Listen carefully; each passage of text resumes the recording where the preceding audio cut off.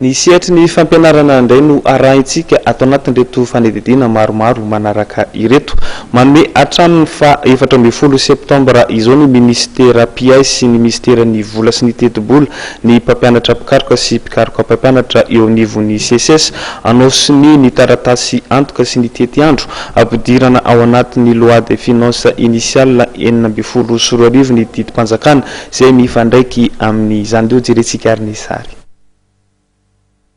Hatreto, mbola tsy mandreny andraikitra sahany ny mpampianatra mpikaroka sy ny mpikaroka mpampianatra eo anivon'ny CSS.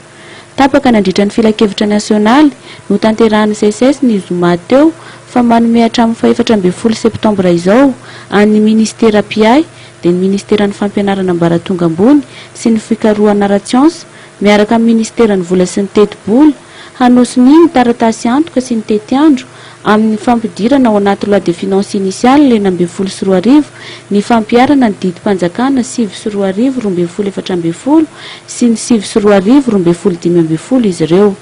Manome fotoana ny mpampianatra mpikaroka sy mpikaroka mpampianatra hatramin'ny fa 14 ny volana septambra mba anaovan'ny ministry ny vola sy ny teti-bola sony sy ministra PI anay izay heverinay fa tsy hanome olana anio taratasynantoka sy ny tety andro ampidirana any amin'ny loi de finance initiale 2016 anio décret 12/14 io fa raha vavantany voavity zay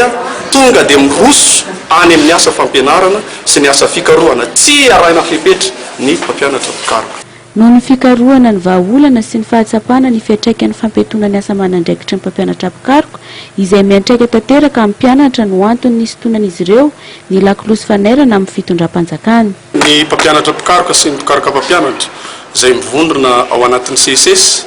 dia efa mahatsapa sady efa nanampo hoe raha misy fitokonana ohatr'ireny na misy fampiatona ny asa fampianarana dia tsy maintsy misy foana ny iaran'ilay fitakiana zany ka eo anatrehan'izany malahelo ny mpianatra izahay matoa somary ny simpona lakolosy tamin'ny fitondram-panjakana hoe iezao vahana io olany CSS io. Nitaky ny andrindrana sy ampitoviana ny tety andro manerana ny université miankina amin'ny fanjakana sy ny fanomezana ny hoentomanana rehetra ho fampiarana ny ravitra LMD ihany koa ny mpampianatra mpikaroka sy ny mpikaroka mpampianatra ao anatin'ny CSS.